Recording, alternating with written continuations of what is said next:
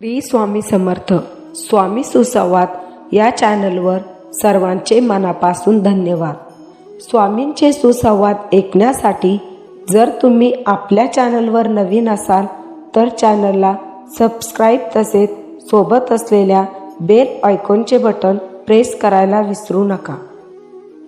स्वामी म्हणतात, तुला की बाळा, भगवंताच्या भक्तीत तल्लीन झालेल्या भक्तांचा सदैव संकटातून उद्धार होतो।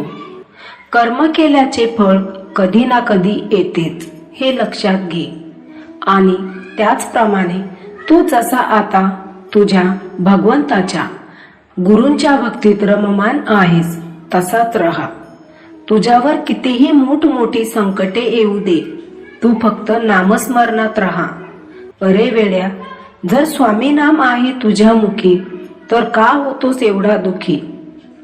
तुझ्या या संकटांनाही कळू दे की तुझ्याजवळ संकटे दूर करण्याचे किती मोठे नामस्मरणाचे शस्त्र आहे। स्वामींचे हे एक वाक्य नेहमी तुला लक्षात ठेवायचे आहे। हे स्वामींचे वाक्य नसून स्वामींचे वचन आहे।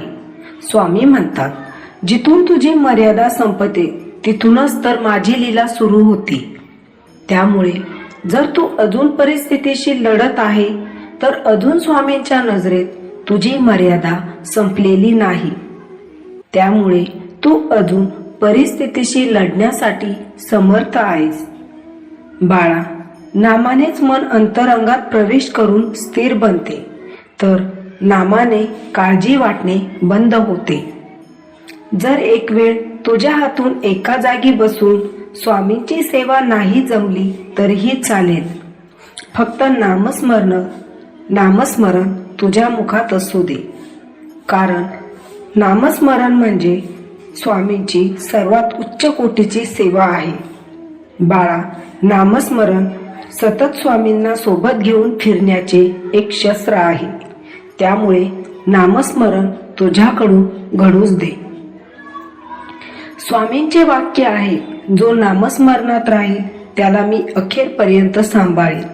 त्यामुळे तुझ्याकडून कोणतीही सेवा नाही घडली तरी चालेल, परंतु बाळा, नामस्मरण हे तुझ्या मुखात केव्हाही असू दे, कारण नामस्मरणाला कोणतेही बंधन नियम नाही। हे नामस्मरण तू तुझ्या घरगुती कामामध्ये चालता बोलता कधीही करू शकतो। नामस्मरणाची ओढ तुझ्या अवचेतन मनाला एवढी ठासून सांग की तू झोपेत असला तरीही तुझे अवचेतन मन हे नामस्मरणात राहील। जेव्हा साधनेच्या पायवाटेने एखादा स्वामी सेवेकरी चालतो तेव्हा तो स्वामींची सेवा करतो आणि मी स्वामींची सेवा करतो असा मीपणा चुकूनही तुझ्या मनात येऊ देऊ नको। बाळा, नेहमी भगवंतासमोर अतिशून्य बनून राहावे, कारण जेव्हा भगवंत शून्यासमोर अंक वाढवतो तेव्हा त्या शून्याची गणना कुणीही करू शकत नाही। म्हणून बाळा, तू स्वामींच्या समोर शून्य आहेस। तू केलेल्या जपाचा हिशोब कधीही ठेवू नकोस आणि जप वाढव, नामस्मरण वाढव, म्हणजे तू अगदी स्वामींना तुझ्याकडे येण्यास भाग पाडशील।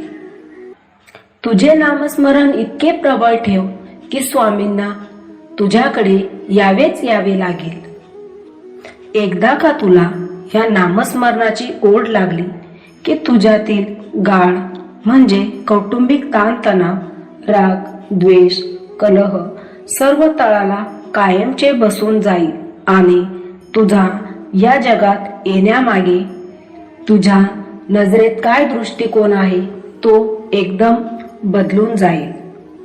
तुला तुझे मूळ जन्माचे रहस्य कळेल आणि तू अतिशुद्ध होशील। यासाठी थोडा वेळ लागेल, परंतु सर्व काही तुझ्याच मनाप्रमाणे होईल।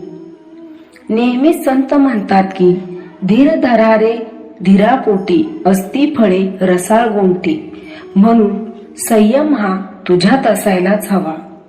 याबद्दल तुला एक छोटीशी संक्षिप्त स्वरूपात असलेली गोष्ट सांगते। फार पूर्वी जेव्हा वीज नव्हती तेव्हा एका व्यक्तीजवळ पेटलेला एक कंदील होता आणि त्याला रात्री एका गावाहून दुसऱ्या गावी जायचे होते. पण रात्र खूप झाली होती आणि सगळीकडे खूप अंधार दाटला होता आणि हातात कंदील असूनही तो व्यक्ती फार घाबरला होता आणि त्या व्यक्तीने काळोखाच्या भीतीने त्याला वाट दिसणार नाही म्हणून अशी चिंता करत एका झाडाखाली बसला आणि त्याला दुसऱ्या गावीही जाणे तितकेच महत्वाचे होते, खूप गरजेचे होते. आणि परत तो तिथेच कंदील घेऊन त्या झाडाखाली बसला. तेवढ्यात तेथे जवळच्या झोपडीतील एक वृद्ध आजीबाई आली आणि ती म्हणाली, बाळा तू का थांबलास? त्यावर तो व्यक्ती म्हणाला, आजीबाई खूप रात्र झाली आहे आणि मला अजिबातच वाट दिसत नाही आणि माझे त्या गावी जाणेही खूप गरजेचे आहे. मग मी पुढे कसा जाऊ? तेव्हा ती आजी त्या व्यक्तीला म्हणाली, अरे वेड्या, तुझ्या हातात तुला उजेड देणारा कंदील आहे, तुला मार्ग दाखवणारा एवढा मोठा प्रबळ प्रकाश आहे.